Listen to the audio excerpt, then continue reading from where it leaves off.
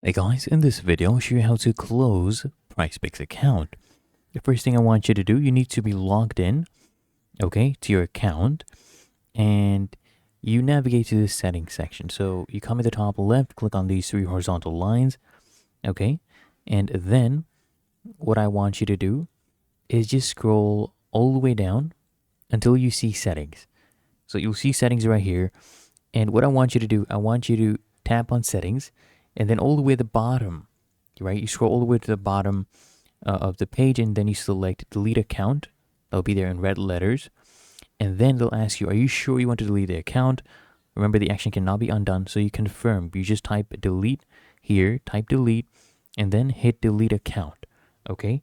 And they'll actually send you a confirmation to your email, right, that they're deleting your account if you don't log in a certain number of days. And if you found this helpful, make sure you smash that like button and subscribe to App Mentor.